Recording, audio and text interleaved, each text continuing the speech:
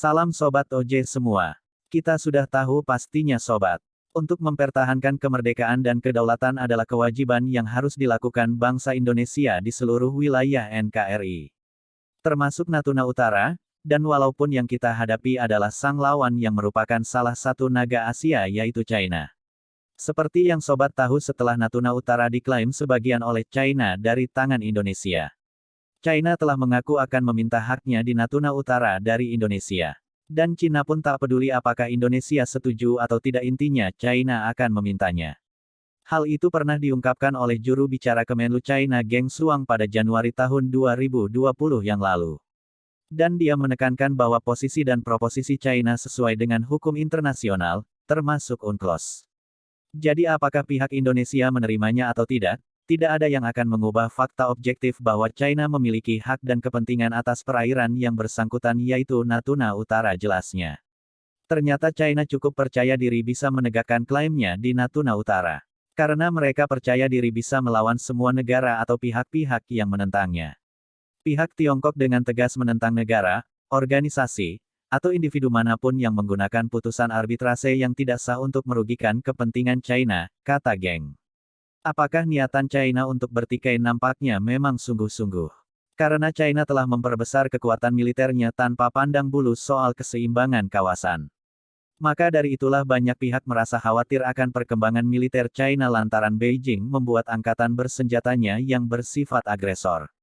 Sebagai contoh saja pembangunan armada kapal induk Liaoning dan Shandong. Ternyata kedua kapal induk tersebut menjadi kekuatan utama Angkatan Laut China. Telah berkali-kali Liaoning melakukan latihan tempur di Laut China Selatan.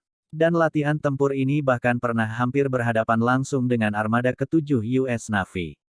Padahal US Navy merupakan calon lawan China yang sebenarnya di Pasifik. Mungkin saja jika sekali peluru terletus, maka perang besar bisa terjadi di sana. Dan soal modernisasi militer, ternyata China mengikuti doktrin US Navy. Penempatan kekuatan di laut jadi tulang punggung atau inti kekuatan pertahanan China.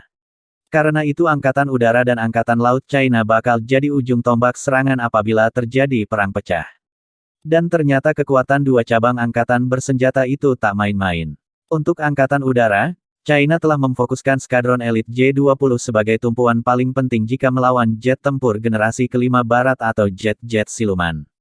Dan kemudian untuk skadron pembom strategis, China mengandalkan Xi'an H-6 sebagai penyerang utama dan terdepan. H-6 inilah yang harus diwaspadai oleh semua negara-negara Asia Tenggara. H-6 daya jelajahnya sangat jauh sehingga bisa menjangkau hampir seluruh wilayah Asia Tenggara. Dan parahnya lagi, H-6 bisa ditempatkan China 700 km di utara Pulau Natuna Indonesia. Tentara Pembebasan Rakyat China sejak 2014 silam sudah membangun pangkalan militer di Fiery Cross Reef. Ternyata, Fiery Cross Reef sendiri awalnya hanyalah terumbu karang yang menonjol ke permukaan laut dan terletak di Kepulauan Spratly. China memang sengaja mengubah terumbu karang tersebut menjadi pangkalan militer terpadu karena letaknya yang sangat strategis bagi kepentingan klaim Nine Dash Line.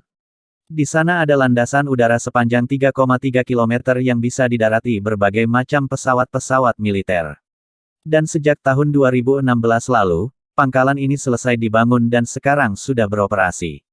Keunggulan Xi'an H-6 sendiri, mempunyai radius jelajah mencapai 1.800 sampai 6.000 km dan mampu membawa rudal balistik Dongfeng 21D atau rudal supersonik CJ-100 dengan radius tembak 1.500 km. Sedangkan angka yang mengkhawatirkan karena Fiery Cross Reef ini hanya berjarak kurang dari 700 km dari Pulau Natuna milik Indonesia. Bukan tidak mungkin, di masa depan tidak hanya kapal Coast Guard saja yang merangsek memasuki Natuna Utara. Namun pembom nuklir H-6 juga bakal ikutan, lantaran sebagian ZEE Indonesia di sana diklaim dalam Nine Dash Line. Tetapi jangan lupa juga, Indonesia sebetulnya juga mempersiapkan diri dalam mempertahankan Natuna Utara dari ancaman China. Setidaknya Indonesia menempatkan F-16 di sana dan kapal perang untuk menjaga Natuna Utara. Batalion Komposit Militer Indonesia juga siap di Natuna. Batalion ini dibuat untuk mampu melaksanakan pertempuran 3 matra baik di darat, laut dan udara. Dan militer Indonesia juga sekarang sudah dibekali dengan alutsista-alutsista yang canggih dan mumpuni untuk menghadang China agar tidak bisa seenaknya masuk ke wilayah kita NKRI. Dan selalu diingat, Natuna Utara milik Indonesia, mau China atau siapapun yang mencoba merebutnya akan terima konsekuensi yang sangat serius. Dan militer Indonesia dengan kekuatan penuh selalu siap tempur untuk menjaga kedaulatan negara Indonesia.